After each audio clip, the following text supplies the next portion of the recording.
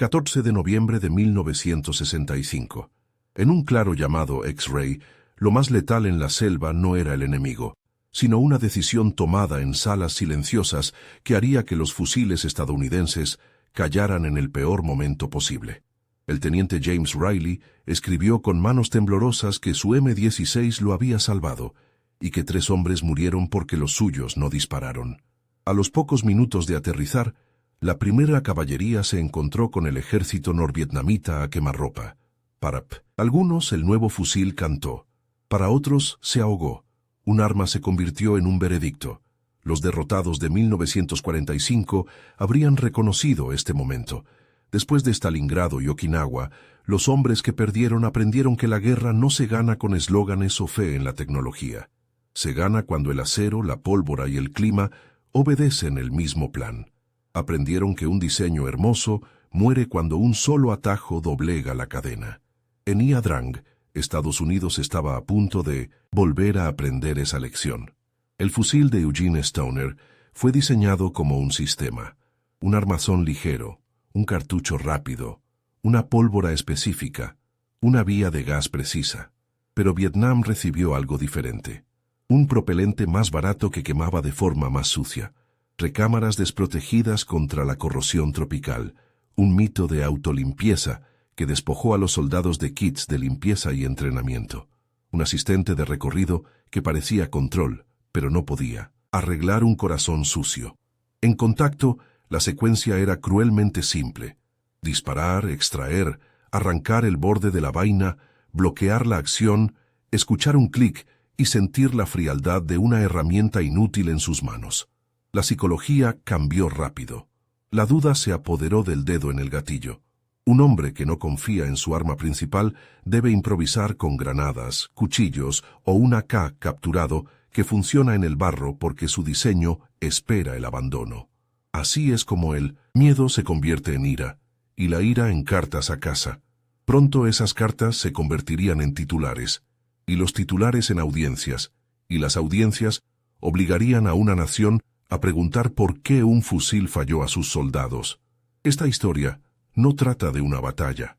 Trata de cómo una república enfrenta un pecado técnico con coraje moral y de cómo las lecciones que los perdedores aprendieron en 1945, la humildad ante la realidad, finalmente regresaron a manos estadounidenses. Para entender cómo un avance se convirtió en una trampa mortal, debemos seguir la cadena desde la promesa hasta el fracaso y observarla tensarse hasta que se rompe.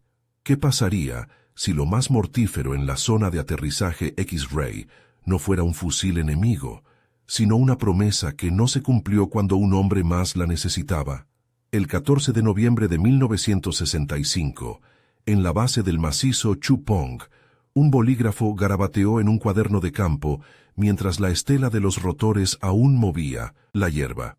El primer teniente James Riley escribió que su M-16 lo había salvado y que 3 hombres murieron porque los suyos no dispararon.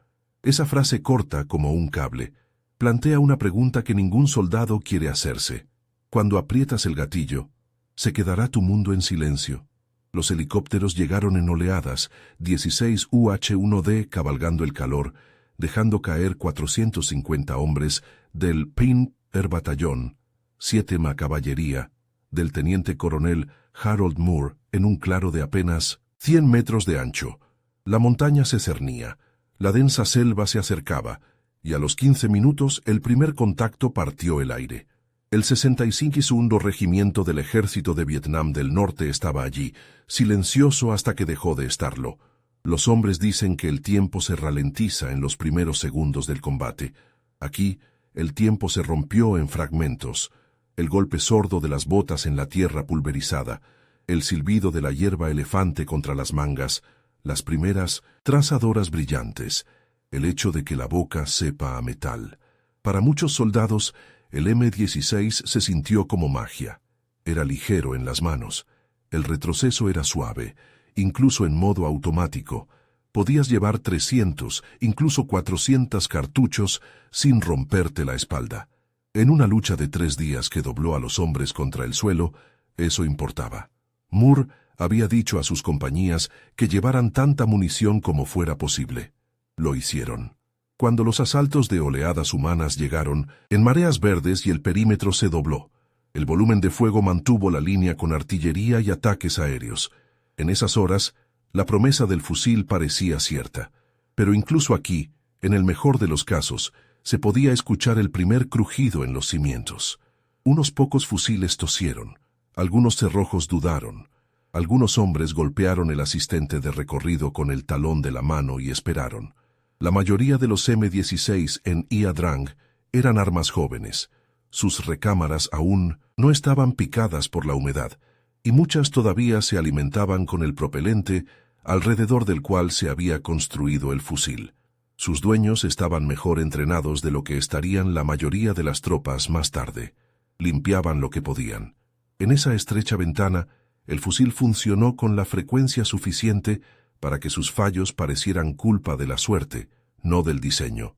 La ilusión se mantuvo el tiempo suficiente para ocultar el patrón.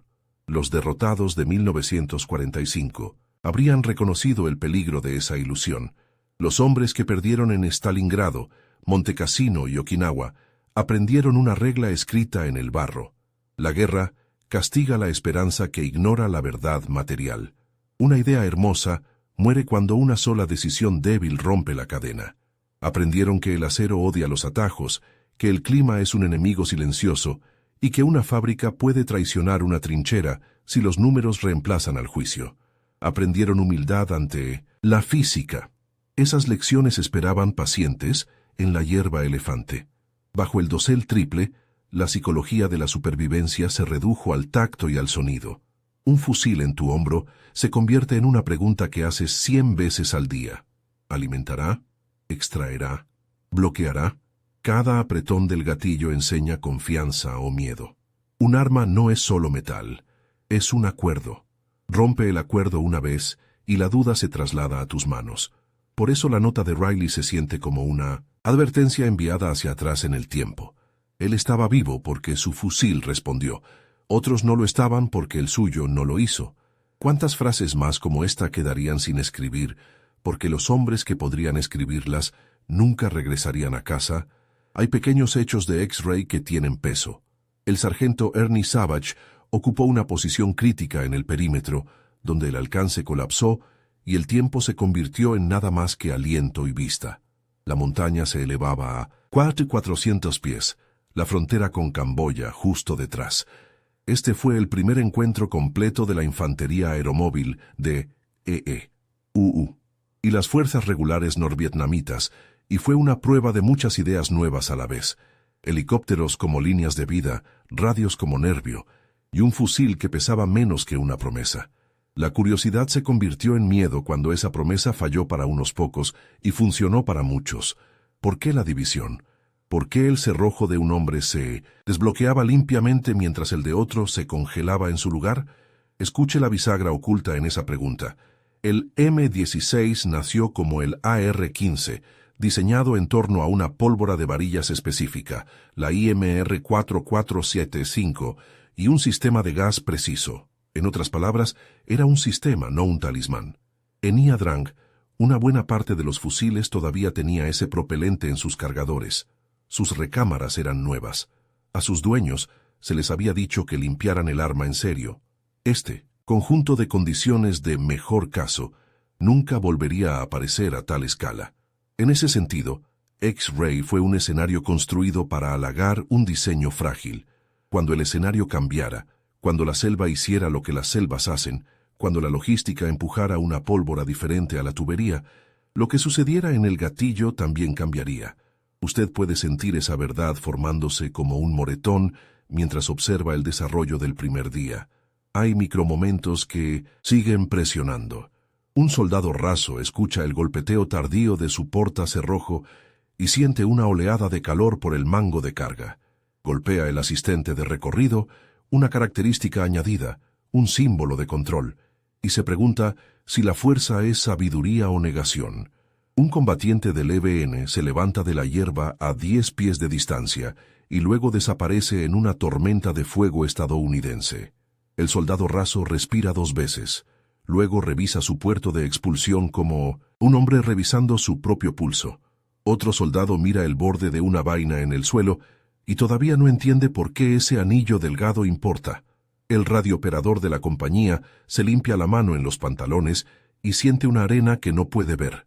Cada uno de estos detalles tendrá un nombre más tarde: presión en el puerto, incrustación, corrosión, fallo de extracción. En este momento viven en el estómago. ¿Por qué importa la perspectiva de los perdedores en una selva en 1965? Porque nos recuerda que la victoria no es prueba de virtud y la derrota no es prueba de ignorancia. Los perdedores aprendieron a respetar lo banal. Las juntas tóricas, el cromado, el clima y la forma en que un solvente se evapora pueden decidir una guerra para un hombre en un momento. Sus oficiales aprendieron a hacer preguntas estúpidas temprano, antes de que se convirtieran en preguntas fatales tarde. En X-Ray, la institución estadounidense aún no había aprendido a hacerlas en voz alta. A los soldados se les dijo que el fusil requería poca limpieza. Algunos escucharon autolimpieza, como si el mecanismo tuviera voluntad propia. Esa historia suena bien en tiempo de paz. Muere bajo fuego. Puede medir la brecha entre la historia y la realidad por el peso de una varilla de limpieza. En Nha Drang, muchas tropas nunca habían visto una para el M-16. No tenían un cepillo de recámara diseñado para el lugar exacto donde se atasca una vaina. En el mejor de los casos no los necesitaban aún. En el peor de los casos, sin ellos un atasco se convierte en una sentencia. Si pudiera ver un calendario flotando sobre el claro, observaría cómo se llenan los cuadrados. Para 1966, la varilla sería la única herramienta que podría salvar un fusil en medio de un tiroteo. Y no estaría allí. Las cartas a casa pedirían a las familias que enviaran pinceles y cepillos. Esa pesadilla aún no era real, pero se puede escuchar su primer susurro en el silbido de la hierba. Hay una curiosidad obstinada que crece dentro del momento en que un hombre escucha un clic en lugar de un disparo. ¿Por qué este fusil y no aquel? ¿Por qué se atascó este latón y aquel latón salió libremente? ¿Por qué el lado izquierdo del perímetro dispara como un río y el lado derecho tose? La guerra produce patrones. Los hombres sobreviven leyéndolos. El patrón aquí no era aleatorio. Estaba escrito en la química de la pólvora y en las decisiones de cromado tomadas 2 años antes, y en la creencia de que la prisa y el ahorro podrían ser invisibles para el usuario final. Los derrotados de 1945 se habrían reído, no por crueldad, sino por reconocimiento. Ya habían pagado el precio completo para aprender que nada es invisible en el frente. Hubo momentos de gracia que detienen la mente. Un güey derrapa bajo fuego. El latón repiquetea en su fuselaje y se eleva con los heridos. Un sargento de pelotón camina por la línea y no dice nada más que «Revisa tus cargadores, respira». Un joven oficial ve a un hombre golpeando su asistente de recorrido como si fuera un clavo y le toca el hombro. Un gesto humano que contiene tanto autoridad como cuidado. Estos son los momentos que mantienen unida a una unidad cuando el mapa se pone rojo. También son los momentos que ocultan el fracaso progresivo, porque la disciplina y el coraje pueden enmascarar los primeros signos de traición del diseño. El día se convierte en noche y vuelve a ser día. La artillería truena. Los ataques aéreos desgarran los árboles. El M-16 canta para la mayoría y tose para algunos. Un soldado aprende el punto óptimo de las ráfagas de 3 cartuchos y el ritmo que mantiene el cañón lo suficientemente frío como para tocarlo. Otro aprende que si dispara demasiado rápido, la nube en su recámara se espesa. Aún no sabe de qué está hecha esa nube. Solo sabe que debe apuntar y disparar y rezar para que el acuerdo se mantenga. Hágase una pregunta difícil ahora, no más tarde. Si le dijeran que su fusil era casi autolimpiable, ¿discutiría? ¿Exigiría una recámara cromada si un hombre con corbata dijera que podría mellar la precisión? ¿Insistiría en probar la munición exacta que llevará, en el clima en el que luchará, con el barro en el que dormirá? ¿O confiaría en la oleada de una nueva idea y en la autoridad de oficinas lejanas? Los perdedores de 1945 le dirían que la confianza no es un plan. Le dirían que el orgullo y el cronograma son enemigos de la supervivencia. Le dirían que toda guerra comienza con un romance y termina con una lista de verificación. Cuando el tercer día amaneció sobre X-Ray, el fusil todavía se sentía como una promesa que Estados Unidos podía cumplir. El perímetro había resistido. La munición había importado. La ligereza había aliviado las espaldas y quizás salvado vidas. Pero X-Ray era una ventana que se cerraría. Los fusiles jóvenes envejecerían. El clima ganaría sus guerras silenciosas dentro de sus recámaras. La pólvora cambiaría. El entrenamiento se debilitaría. Unidades sin hábitos de élite tomarían su lugar en la línea. Al mismo metal se le haría la misma pregunta, y daría una respuesta diferente. Mantenga ese pensamiento. Sostenga el bolígrafo en la mano de Riley y el temblor en su nota. Sostenga los rostros de los hombres que confiaron en una nueva herramienta y sobrevivieron, porque los astros se alinearon, y los rostros de los hombres que no lo hicieron, porque una pequeña cosa salió mal en un sistema que depende de que muchas pequeñas cosas salgan bien. Luego pregunte, ¿quién encendió la mecha? ¿Quién decidió qué pólvora quemaría dentro de esa vaina delgada de latón? ¿Quién dijo que el cromo era caro y la velocidad no lo era? ¿Quién dejó que un mito sobre la autolimpieza pasara de un folleto a una reunión informativa como si las palabras pudieran aceitar el acero? El siguiente helicóptero que escuchará no está aterrizando en un claro. Está despegando de un tejado de fábrica. Lleva un libro de contabilidad y un cronómetro. Lleva la creencia de que los números pueden dominar la naturaleza. Si quiere saber por qué, solo meses después de X-Ray, los soldados llevarían granadas como talismanes y susurrarían sobre AK capturados que funcionaban después de nadar en un río, deberá seguir ese helicóptero hasta una sala de juntas. La selva cobró su precio en X-Ray. Lo que vino después fue la parte silenciosa que mata. ¿Y si el disparo más peligroso en Vietnam se realizó años antes, en una reunión donde una sola palabra, sustituto, reemplazó un diseño cuidadoso con un atajo más barato? Imagine un fusil afinado como un motor de precisión para un tipo de combustible. Ahora imagine a alguien cambiando el combustible y nunca llevándolo a una prueba de manejo. Ahí es donde esta historia pasa de ser una promesa a ser un riesgo.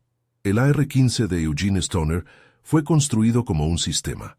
Cada parte, cañón, cerrojo, puerto de gas, amortiguador, estaba adaptada a la curva de presión de un propelente específico, el IMR 4475.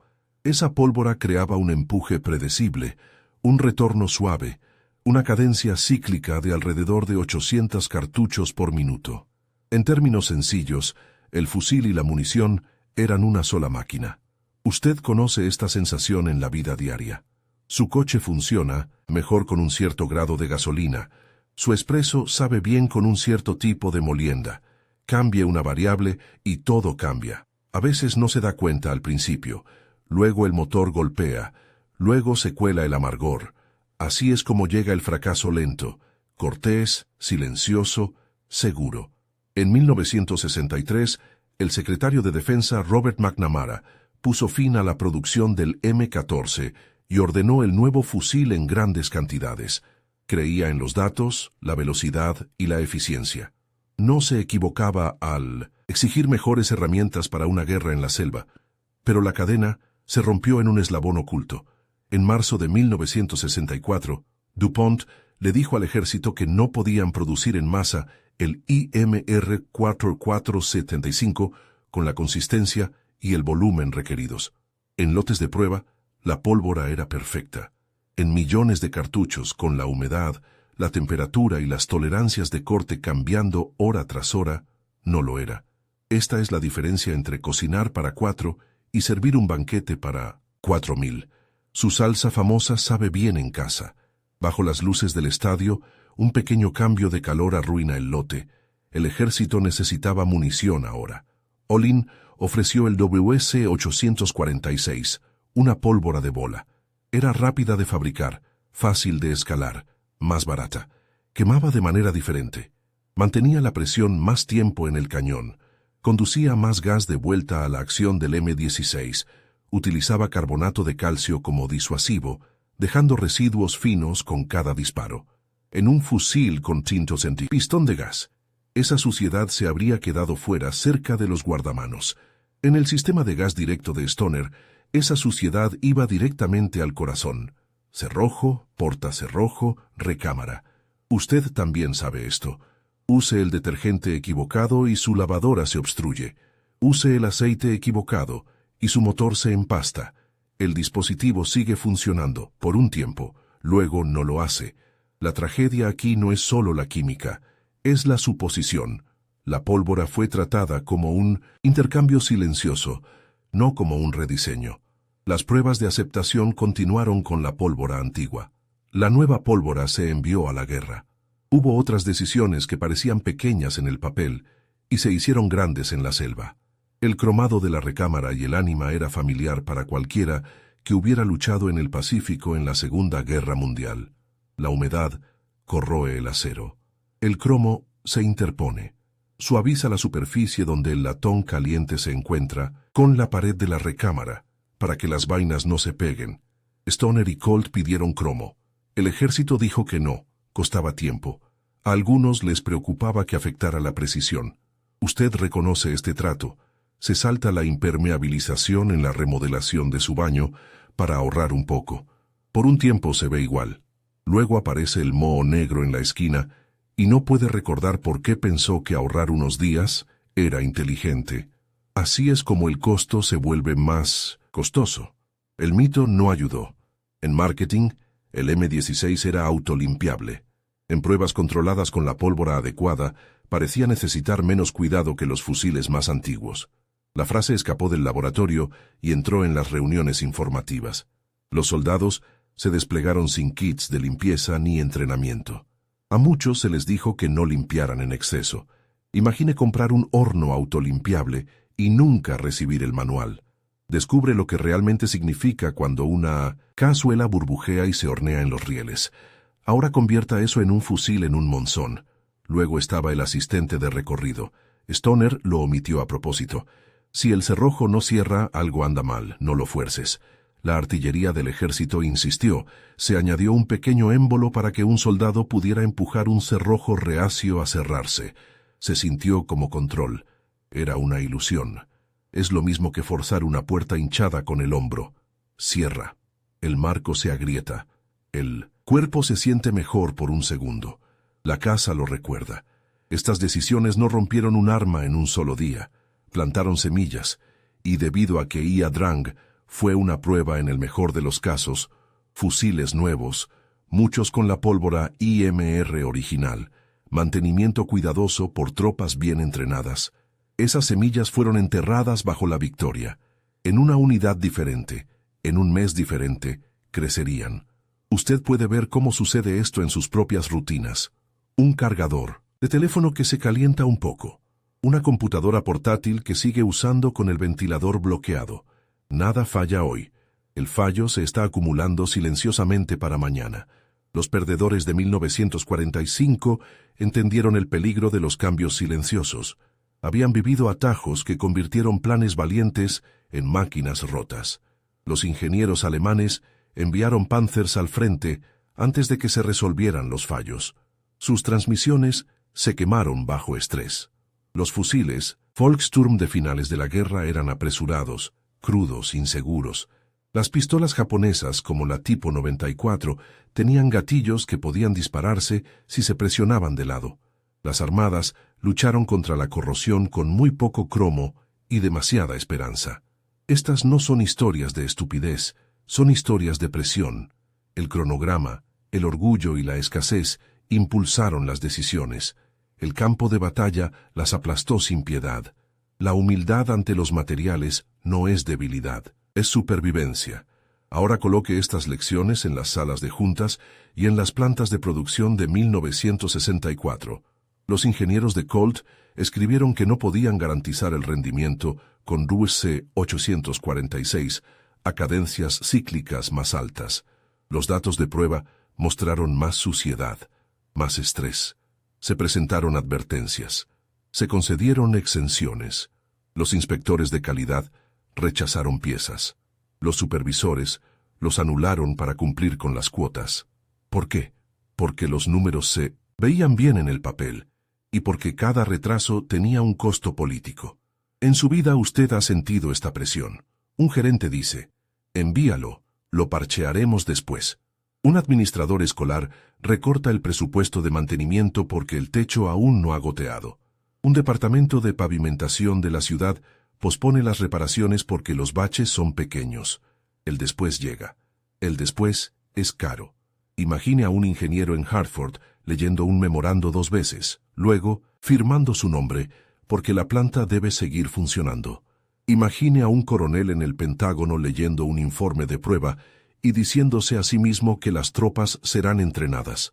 Imagine a un logista en Long Bean en 1965, apilando cajas marcadas con números de lote que aún no significan nada. Ninguna de estas personas quería que un fusil fallara. Querían que un problema desapareciera. Ese es el deseo más peligroso que existe. Aquí es donde usted hace la conexión con sus propias manos. La próxima vez que compre una herramienta, un cochecito, un detector de humo, hágase una pregunta simple. ¿Fue probado esto en las condiciones en las que lo usaré? Si la respuesta no es clara, sea cauteloso. Mejor aún, exija claridad. Los sistemas fallan cuando los compradores confían más en las historias que en la evidencia. Nuestra historia no es una pieza de museo, es un espejo. Cuando un dispositivo lo mantiene seguro, no es cortés esperar, es responsable verificar. En el caso del M16, la verificación se omitió cuando más importaba. El BBC 846 cambió la combustión, la presión en el puerto subió, la acción cicló más rápido, de alrededor de 800 a 850.000 cartuchos por minuto. Los residuos se movieron con cada disparo. Sin cromo, el aire húmedo picó la pared de la recámara. Las vainas de latón se expandieron y se agarraron. Los extractores eran de acero elástico, fuertes pero no mágicos. Tiraron hasta que el borde delgado se desgarró. El siguiente cartucho se encontró con una vaina atascada. El cerrojo se detuvo. El martillo cayó sobre un percutor que no podía alcanzar el fulminante. Un clic. Un sonido muerto. Ahora añada el error final. Ninguna varilla de limpieza en una selva donde una varilla era la única cura bajo fuego. La sorpresa no es que los fusiles fallaran más tarde. La sorpresa es que el cambio pasara desapercibido en salas silenciosas. Fue notado. La gente habló. Sus voces no fueron lo suficientemente fuertes. Por eso las cartas de los soldados en 1966 se sienten como mensajes en botellas. Fueron enviadas porque la cadena superior no escucharía. Cuando alguien en la base del sistema paga el precio más alto, el silencio de arriba se convierte en una especie de consentimiento. Si siente ira, conténgala. Canalícela hacia la atención. Esta es una historia sobre la rendición de cuentas que sigue importando. Vamos a caminar, paso a paso, desde el momento en que la pólvora cambió y se denegó el cromo, hasta los primeros tiroteos donde una varilla de limpieza podría haber salvado una vida y no estaba allí. Mostraremos cómo una promesa de autolimpieza terminó en barro y sangre, y mostraremos cómo, bajo la presión de la prensa y del Congreso, el sistema se vio obligado a admitir su error y corregirlo, rápido. Antes de ir allí, quiero pedirle algo simple e importante. Si usted cree que historias como esta merecen ser contadas con cuidado y verdad, si desea más inmersiones profundas que conecten las decisiones en las oficinas, con los resultados en las trincheras y con las elecciones en su propia casa, haga clic en el botón rojo en la esquina de su pantalla para suscribirse. Hágalo ahora. No cuesta nada, le dice al algoritmo que la historia honesta importa, y se asegura de que no se pierda los próximos capítulos donde revelamos las cartas, las audiencias y las reparaciones que trajeron el fusil de vuelta del borde. Únase a una comunidad que valora la claridad sobre los eslóganes y la evidencia sobre las excusas. Su clic es pequeño, pero envía un mensaje claro. Sigan adelante, sigan investigando, sigan contándolo sin rodeos, porque lo que viene a continuación pondrá a prueba su paciencia y agudizará su sentido de causa y efecto. A finales de 1965, la promesa todavía brillaba. En 1966, a medida que cientos de miles de fusiles y millones de cartuchos inundaban Vietnam, la Selva, la nueva pólvora, El cromo faltante y las herramientas faltantes se encontraron por fin. El resultado no se sintió como un debate político. Se sintió como miedo cuando un hombre escuchó un clic en lugar de un disparo. Se sintió como una mano buscando una granada, porque la herramienta principal se había convertido en un garrote. Se sintió como mirar un AK capturado y preguntarse si el fusil del enemigo era una apuesta mejor que el propio. Los perdedores de 1945 no se sorprenderían por lo que sucedió después. Solo preguntarían por qué sus lecciones tuvieron que aprenderse de nuevo, a un costo tan alto, por hombres que merecían algo mejor. 1966 comenzó con confianza y terminó con un signo de interrogación que ningún soldado podía ignorar. La primera oleada de M-16 había parecido el futuro en Ia Drang, pero a medida que cientos de miles de fusiles y millones de cartuchos se vertían en Vietnam, la máscara del mejor caso cayó.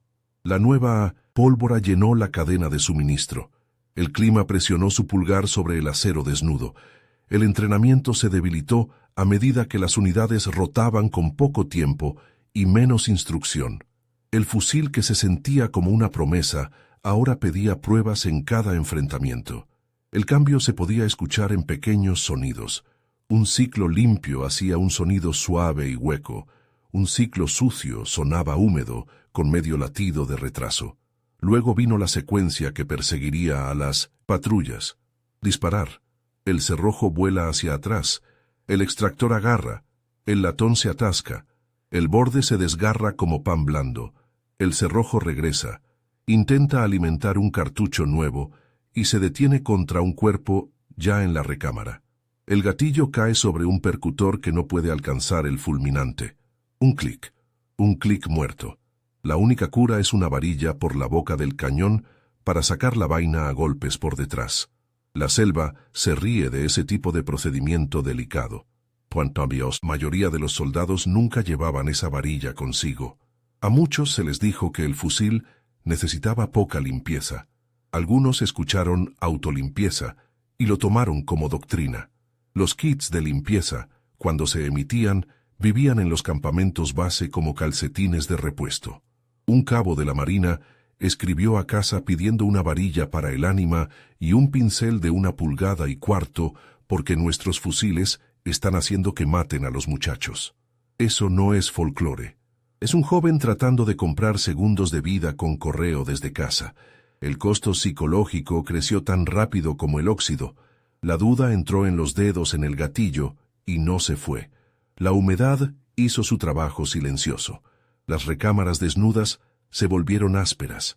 El carbonato de calcio de la nueva pólvora de bola se aferró como polvo al aceite. Las ráfagas largas empujaron la cadencia cíclica a una marcha más alta, arrojando más calor y arena a la acción. Un fusil es un sistema de tolerancias. Una selva es un sistema de presión. Bajo esas fuerzas, la línea entre tal vez y no se hizo delgada. Y cada hombre sabía que cuando el enemigo estaba a 10 pies de distancia, una línea delgada era lo mismo que ninguna. ¿Cómo se lucha cuando tu línea de vida te pide una herramienta que no tienes? Había una segunda comparación que alimentaba tanto el miedo como la resolución. El AK-47 que portaba el enemigo funcionaba con un pistón. El gas impulsaba. Una varilla que empujaba el cerrojo, luego dejaba la suciedad fuera de la recámara. Las tolerancias eran holgadas a propósito. El agua, el barro y la arena tenían por dónde salir. Los cargadores se curvaban con el cartucho y seguían alimentando si se abollaban. Era un fusil diseñado por un hombre que esperaba el abandono, porque había visto la guerra abandonarlo todo. Podías sacar un AK de una rosal, accionar el cerrojo una vez y disparar. Los soldados estadounidenses aprendieron esto no de manuales, sino del contacto. Encontraron AKs escondidos que habían sido enterrados y seguían funcionando. Los reglamentos decían que no se debían llevar armas enemigas. La munición era diferente. El sonido podría hacer que te mataran tus propios compañeros. Pero en un tiroteo los hombres son realistas. Algunos llevaban ambos. Usaban el M16 hasta que se ahogaba. Luego agarraban el AK, porque un fusil que funciona es mejor que uno correcto. Los Comandantes miraban para otro lado o no lo hacían. La supervivencia dictaba sus propias reglas en la línea de árboles. Esa estrategia de afrontamiento tenía un costo. Cada vez que un soldado recogía un AK, una parte de su confianza en su propio equipo se rompía. Esa grieta se extendió a capitanes y coroneles. La confianza se degradó, fue la frase formal en los informes. En el campo significaba que cada clic se sentía como una traición. Así que las granadas se convirtieron en talismanes. Los cuchillos se sintieron como herramientas de apoyo. Los empacas no porque quieras luchar de esa manera, sino porque podrías tener que hacerlo. Eso cambia la forma en que un hombre camina y cómo duerme. La mecánica y la emoción se entrelazaron. La pólvora de bola quemaba más tiempo en el cañón, empujando más gas a través del puerto. La acción cicló antes y con más fuerza, golpeando los topes, consumiendo sus propios márgenes. El carbonato de calcio dejaba una película fina, casi invisible, en la recámara. Las vainas de latón se expandieron en pequeños hoyos dejados por la corrosión, se agarraron y no se soltaron. El asistente de recorrido, vendido como control, se convirtió en un tic. Golpe, empuje, esperanza. A veces el cerrojo cerraba.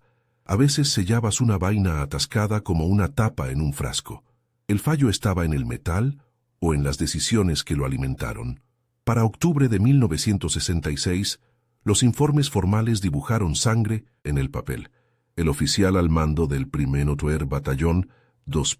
de Infantería, Primera División de Infantería, escribió que las fallas eran tan frecuentes que la fe de sus hombres en el fusil había caído. Su unidad había sufrido bajas directamente relacionadas con los atascos. La frase que nadie quiere escribir falló en el momento en que más los necesitaban.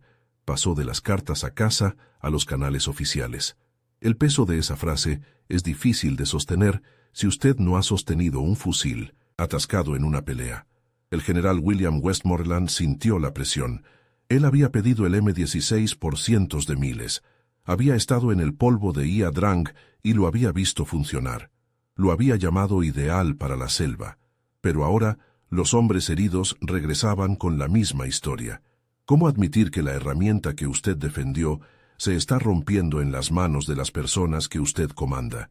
Esto no se trata de orgullo. Se trata de responsabilidad. Y el reloj no se estaba deteniendo.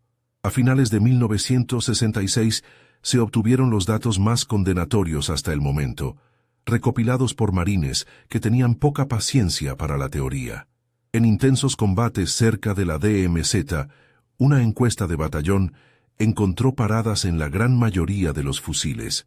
Muchos marines reportaron atascos después de menos de 10 cartuchos, algunos después de 3 o 4. Se sabía que un cabo recorría la línea con la única varilla de limpieza a su alcance, sacando a golpes las vainas atascadas de los fusiles de su escuadra bajo fuego hasta que le dispararon. Su propio fusil estaba funcionando. Murió tratando de devolver otros fusiles a la lucha. Ese detalle no es poético, es procesal, y hace que suba la sangre. El procedimiento para desalojar una vaina atascada parece simple.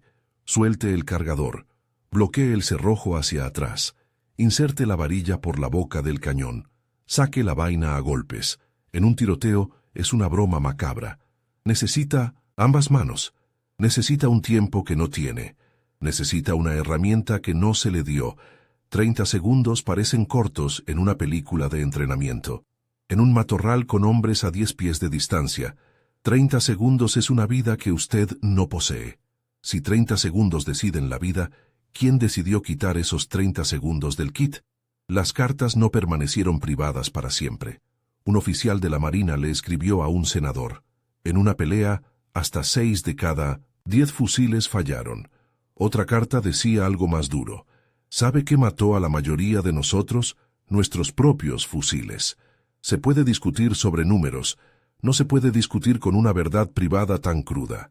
Las familias leyeron esas líneas en cocinas y salas de estar. Algunas guardaron los sobres en cajas. Algunas llamaron a los periódicos. La cadena de silencio comenzó a romperse. Debajo de los futuros titulares, la selva seguía enseñando la misma lección que los perdedores de 1945 Habían aprendido en las ruinas. La logística y los materiales tienen una moralidad. El cromo está o no está. La pólvora coincide con el diseño o no. El entrenamiento llega antes del contacto o es una disculpa después. La frase, los aficionados hablan de tácticas, los profesionales hablan de logística, no es una fanfarronería. Es un escudo. En 1966, el escudo tenía agujeros y los jóvenes estaban detrás de él. Había otro mito que enterrar. Autolimpieza. Suena a misericordia. En Vietnam se convirtió en abandono. Las cuadrillas comenzaron a hacer sus propios kits con lo que podían encontrar, limpiadores de pipa para tubos de gas, cepillos de dientes para cerrojos, aceite rebuscado en los talleres, pinceles de los paquetes de ayuda. Los líderes de escuadra convirtieron las inspecciones en un ritual. El asistente de recorrido se convirtió en un tic, un pequeño martillo contra la incertidumbre. Golpea, golpea, silencio, oración. Es difícil ver eso, y no sentir tanto compasión como ira. La sorpresa no es que la institución tardara en cambiar. Los sistemas grandes odian admitir errores, pero no había forma de limar este. Los fusiles regresaban de las batallas con bordes desgarrados todavía en sus recámaras. Los soldados morían con varillas de limpieza esparcidas cerca de sus manos. La historia tenía la forma de una herida. No se cerraría hasta que alguien metiera la mano y sacara la causa. Eso significaría audiencias, citaciones y nombres. Pero eso pertenece al próximo acto. Si una selva puede desarticular mentiras, ¿qué hará un micrófono? Comenzó como un susurro en la selva y se convirtió en un grito en la capital. A finales de 1966, las cartas a casa se deslizaron más allá de los sensores y llegaron a las salas de estar. Nuestros fusiles están haciendo que maten a muchos muchachos, escribió un marine, pidiendo a su familia que enviara una varilla para el ánima y un pincel. Otro oficial se lo dijo claramente a un senador. Hasta el 60% de los fusiles fallaron en combate. El shock viajó como una corriente. Las familias comenzaron a llamar a los editores. Los editores comenzaron a llamar a Washington. La historia había cruzado una línea, pasando del dolor de la trinchera a la verdad pública.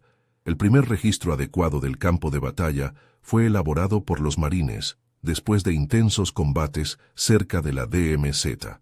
Su encuesta dijo lo que los hombres ya decían en comedores y puestos de socorro, paradas en aproximadamente 8 de cada 10 fusiles. Muchos fusiles se atascaron después de menos de 10 disparos, algunos después de 3 o 4. Nombraron el fallo por su forma. El extractor desgarró el borde de la vaina. La recámara aún retenía el cuerpo del latón. El siguiente cartucho golpeó la vaina atascada y bloqueó la acción. La única cura era una varilla de limpieza por el cañón, una herramienta que la mayoría no llevaba. Esto no era una teoría. Era un ritual que requería 2 manos y medio minuto bajo fuego. Un detalle se negó a desvanecerse. Un cabo de la marina llevó la única varilla al alcance y recorrió la línea en un tiroteo, sacando a golpes las vainas atascadas de los fusiles de su escuadra hasta que una bala lo detuvo. Su fusil estaba funcionando. Murió tratando de devolver a otros hombres el poder de disparar. Cuando los investigadores contaron esa historia más tarde bajo juramento, no necesitó comentarios. Enfriaba la sala. El 26 de marzo de 1967, el Washington Daily News dio la noticia a la nación. El artículo no discutió, informó. Cartas, entrevistas, nombres, las palabras fusiles atascados y estadounidenses muertos compartían las mismas frases. La reacción política fue inmediata. ¿Por qué no se había detectado esto en las pruebas? ¿Por qué se habían realizado cambios sin pruebas completas? ¿Quién decidió que la velocidad y el ahorro se antepondrían a la seguridad del soldado? El 3 de mayo de 1967, el representante L. Mendel Rivers formó un subcomité especial. Le pidió al representante Richard Ichord que lo presidiera. Las audiencias comenzaron en mayo y se extendieron hasta el verano. Los soldados se sentaron junto a los ingenieros. Los generales se sentaron junto a los gerentes de fábrica. Eugene Stoner se sentó frente a un micrófono y explicó su diseño. El fusil, la pólvora, el gas, La sincronización, un solo sistema. Cambia una cosa sin pruebas completas y romperá el conjunto. Bajo juramento, el patrón se formó en público. El ejército había aceptado el fusil con IMR 4.475. Cuando DuPont no pudo escalar esa pólvora al volumen de guerra, el WC-846 de Olin tomó su lugar. Quemaba de manera diferente. Dejaba más suciedad, aumentó las presiones del puerto y la cadencia cíclica. No se realizaron pruebas completas con WC-846 antes del envío. Las pruebas de aceptación seguían utilizando las existencias restantes de la pólvora antigua. El cromado de la recámara y el ánima, una defensa conocida contra la corrosión tropical desde la artillería de la Primera Guerra Mundial y los cañones de aviones de la Segunda Guerra Mundial, había sido rechazado por ser demasiado costoso y arriesgado para la precisión, a pesar de las advertencias del fabricante.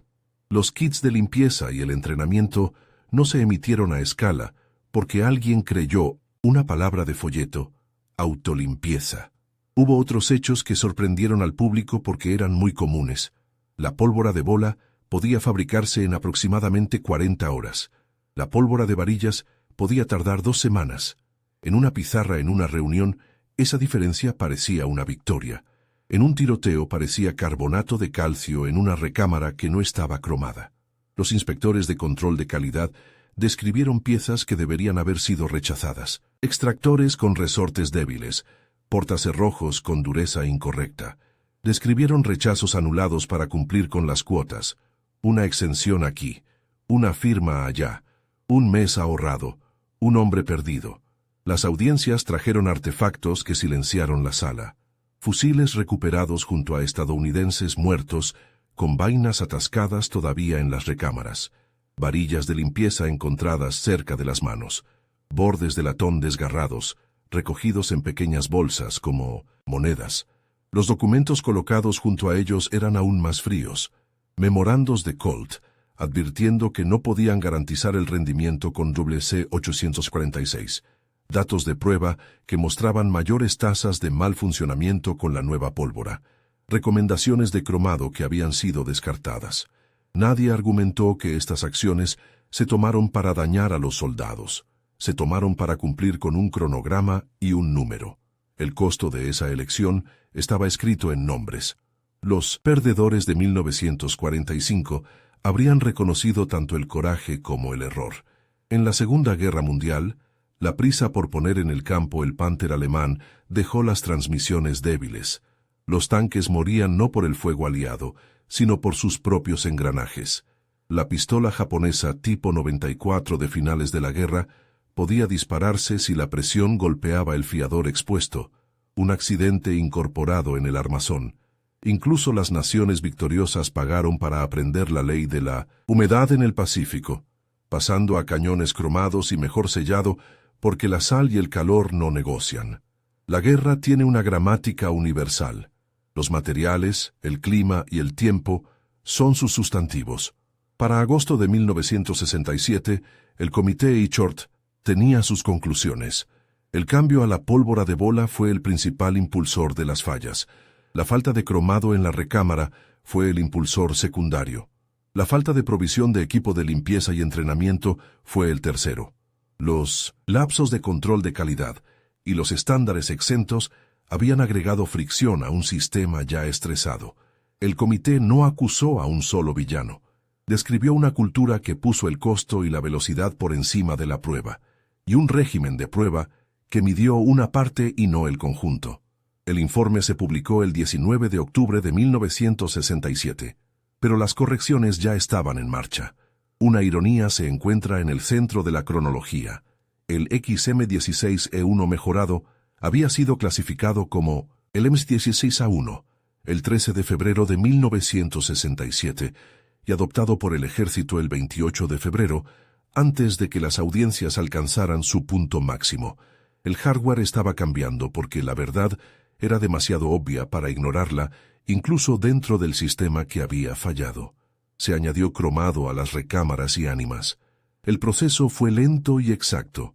Preparar el acero, platear con una capa delgada de cromo duro, inspeccionar la uniformidad. En el campo, esto significó que las vainas gastadas ya no se agarraban a los hoyos en la pared de la recámara. Los fallos de extracción disminuyeron. Un nuevo conjunto de amortiguadores ajustó la violencia del ciclo. Pesos más pesados y resortes más rígidos ralentizaron la acción y llevaron la cadencia cíclica de vuelta al rango original, alrededor de 750-850 cartuchos por minuto. Esto no eliminó la suciedad, redujo el estrés y ganó tiempo. El asistente de recorrido se quedó, pero el entrenamiento cambió su significado. Se convirtió en una herramienta para la carga silenciosa, no un martillo para forzar una acción enferma. La doctrina cambió con igual fuerza. El ejército reescribió el Manual de Campo 23.9. El mito de la autolimpieza fue nombrado y eliminado. Los comandos de entrenamiento crearon nuevos cursos donde los reclutas aprendieron a desarmar el fusil, limpiar la recámara y el cerrojo y verificar las vías de gas. Aprendieron a hacerlo rápido y en la oscuridad. Manuales de cómics con dibujos claros y flechas llegaron a los hombres que no pensaban en prosa técnica. Un cepillo de recámara ahora se encontraba en un pequeño kit junto a una botella de aceite, una varilla de 3 piezas, un cepillo de ánima con cerdas de bronce, limpiadores de pipa para el tubo de gas, un cepillo de dientes para el cerrojo. Los líderes de escuadra y los sargentos de pelotón convirtieron las comprobaciones de limpieza en un ritual diario, no en un castigo vacío. La munición mejoró después. En 1970, el WC-844 reemplazó al WC-846 para la munición de 5.56 milímetros, redujo la suciedad. Combinado con el cromado y el mantenimiento adecuado, eliminó el núcleo de la pesadilla de la extracción. El resultado apareció en números que no son ruidosos, pero sí decisivos. Las encuestas de finales de 1967 y principios de 1968 informaron que el 85-98% de los soldados estaban satisfechos con el M16A1. En una encuesta del Departamento de Defensa de febrero de 1968 a 2.100 soldados y marines, menos del 2% quería reemplazar el M16 con otra arma. La mayoría informó que no había habido fallas significativas en el mes anterior. Cuando ocurrían atascos, generalmente eran problemas menores de alimentación que se podían despejar rápidamente. El catastrófico fallo de la vaina atascada se volvió raro. Estos no son números abstractos, marcan un cambio en la mercancía más frágil de la guerra, la confianza. Un fusil no es solo una máquina que dispara balas. Es un dispositivo que convierte la intención en acción sin demora. Cuando un soldado confía en ese vínculo, su enfoque se reduce al objetivo y al terreno. Cuando no lo hace, la mente se divide en tareas y miedos. El M16A1 recuperó esa confianza bajo el mismo cielo que había castigado los errores anteriores. También hubo cambios detrás del telón. Las investigaciones obligaron a la cultura de adquisiciones a evolucionar. La retroalimentación de los soldados se convirtió en una tubería, no en un rumor. Las pruebas operacionales se trasladaron de campos de tiro limpios a condiciones realistas como regla, no como cortesía. El hábito de conceder exenciones cuando un arma no cumplía con las especificaciones quedó bajo estricto control. Los inspectores gubernamentales ganaron poder para rechazar piezas defectuosas y el poder de negarse a la presión. La idea de que un sistema de armas debe probarse en su conjunto se convirtió en política. No se puede cambiar la pólvora, el cromado o el ciclo sin probar el efecto combinado. No se puede ahorrar dinero en la teoría y gastar vidas en la práctica. La historia global respaldó estas reformas. Durante la Segunda Guerra Mundial, ejércitos enteros aprendieron que el diseño es solo la primera mitad de la supervivencia. El T-34 soviético funcionó no porque fuera el tanque perfecto, sino porque podía ser producido, reparado y utilizado en el barro y la nieve por hombres bajo estrés. Los aliados occidentales pasaron a un mantenimiento más simple en el campo de batalla porque la complejidad mata cuando el clima cambia y la línea se mueve. En el Pacífico, la humedad forzó nuevos estándares en el embalaje, la lubricación y los metales. El cromado de la artillería y los cañones de ametralladora pasó de ser un lujo a una necesidad. Estos hechos no son notas a pie de página, son la columna vertebral de cómo las fuerzas modernas evitan repetir el mismo dolor. El centro emocional de la historia del M-16 no está en el laboratorio o la sala de audiencias, está en la brecha entre dos frases. El M-16 inicial fue una trampa mortal, y el M-16A1 fue el mejor fusil que he llevado. Un veterano que sirvió de 1967 a 1968 dijo ambas cosas. Él no cambió sus estándares. El sistema a su alrededor cambió su comportamiento. Admitió el error. Reescribió manuales. Envió herramientas. Cromó el acero. Cambió la pólvora.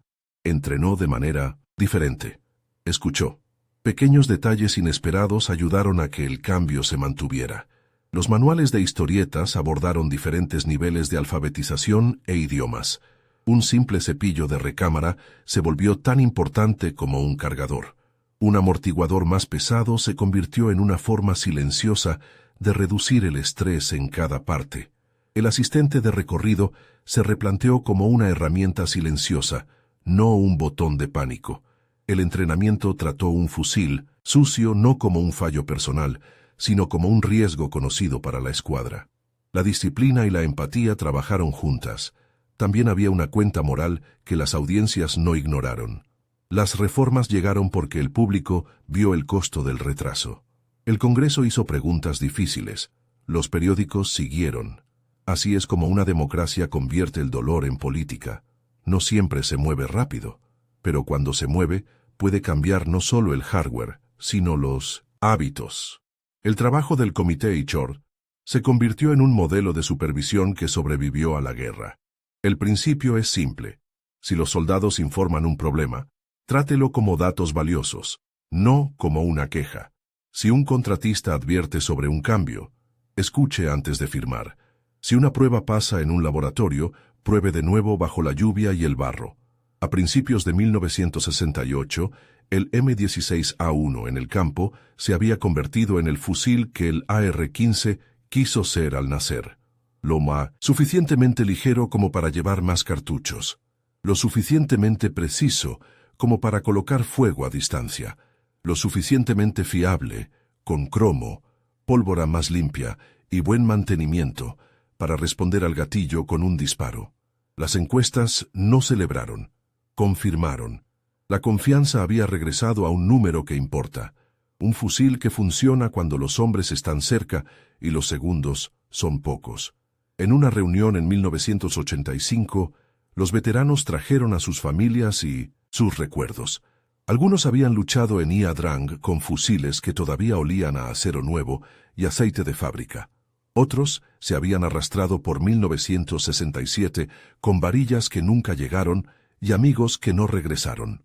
Muchos estuvieron de acuerdo en la misma línea. La institución les había fallado y luego se había arreglado a sí misma. No fue redención por disculpa, fue redención por acción. Lo que queda es una pregunta que los perdedores de 1945 insistirían en hacer hasta que la sala se quede en silencio. ¿Cómo se evita que la próxima corrección llegue después del funeral? La respuesta no es un eslogan, es un conjunto de hábitos pequeños y estrictos. Pruebe cómo luchará. Entregue herramientas antes del contacto. Trate cada cambio como un cambio de sistema. Escuche hacia abajo en la cadena tan rápido como lee hacia arriba en la cadena. Acepte que los ahorros de costos que cuestan vidas no son ahorros. Recuerde que la humildad ante la realidad no es derrota, es disciplina. La historia del M-16 es, por lo tanto, dos historias trenzadas en una.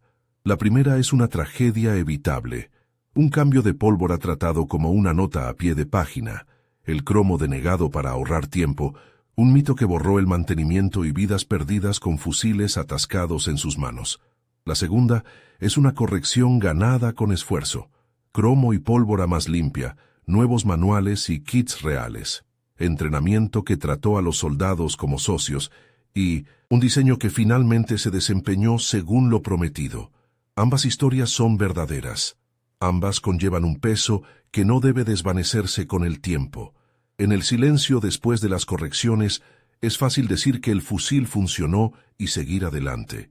Pero el silencio no está vacío. Lleva nombres.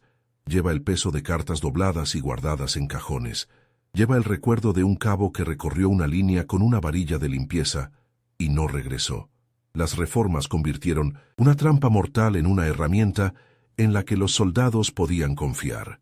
Aún así, la lección no es solo sobre un fusil, es sobre cómo un país se enfrenta a la realidad cuando el orgullo y la velocidad han superado a la verdad. Los hombres que perdieron en 1945 entenderían este final. Después de Stalingrado, después de Okinawa, después de que las ciudades ardieron, los derrotados aprendieron que la voluntad y los eslóganes no pueden anular la física.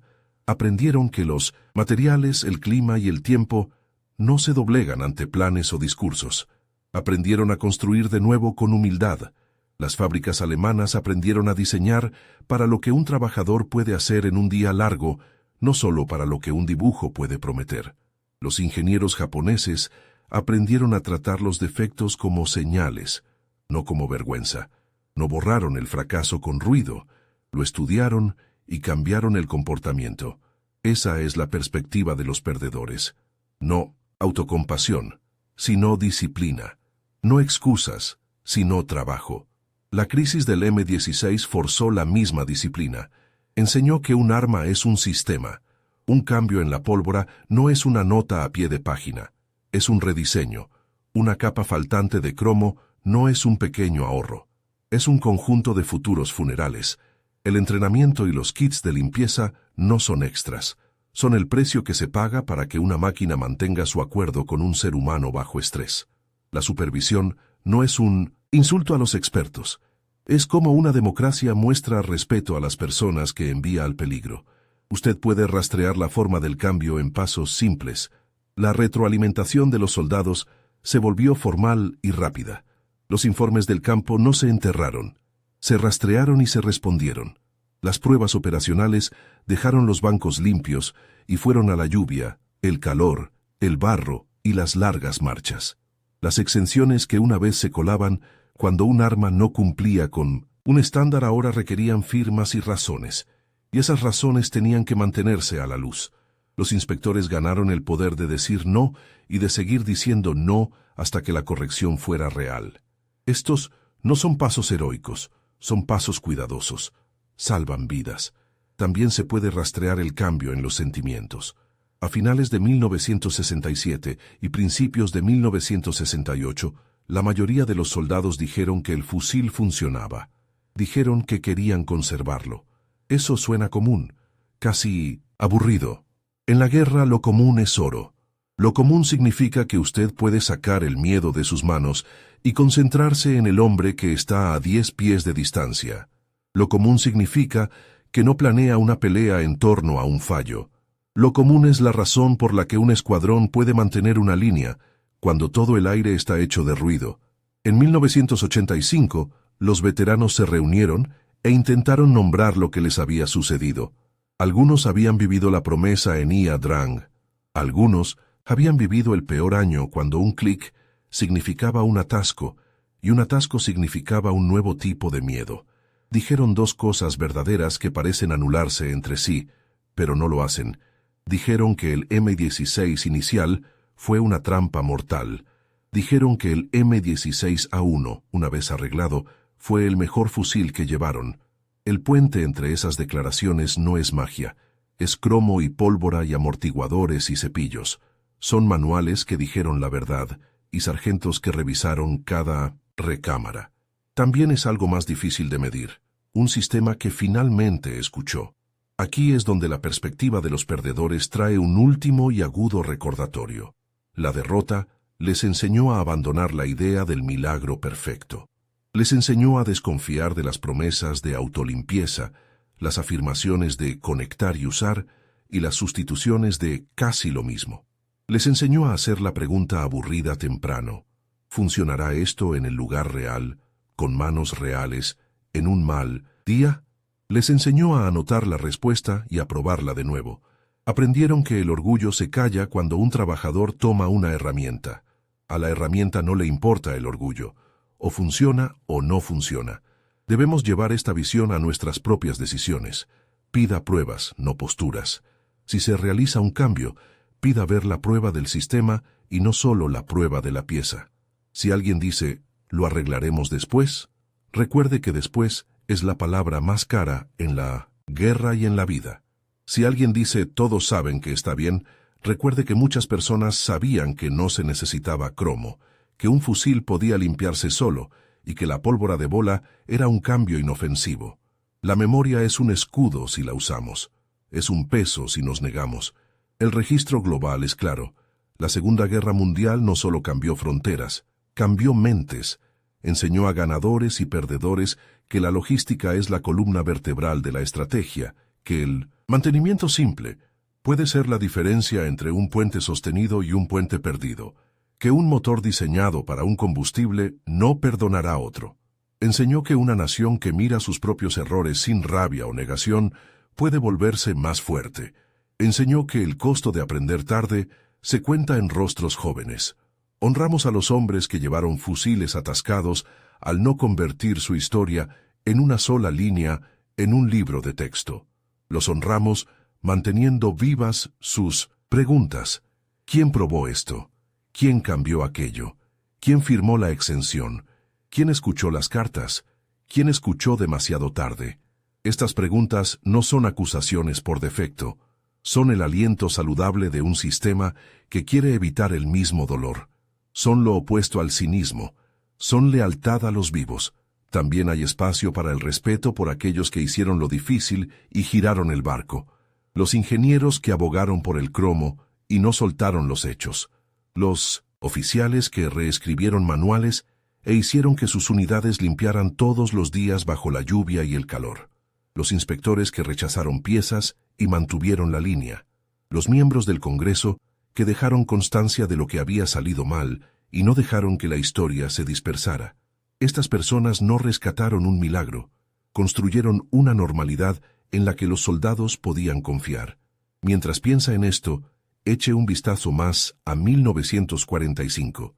Piense en las ruinas, en Europa y Asia.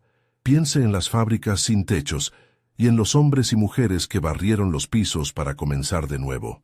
Piense en los perdedores que decidieron que sus próximas victorias serían silenciosas, sin grandes ilusiones, sin soluciones mágicas, solo trabajo constante para que los puentes se sostengan, los carburadores se alimenten limpios, las radios transmitan, los frenos muerdan y un fusil responda a un gatillo.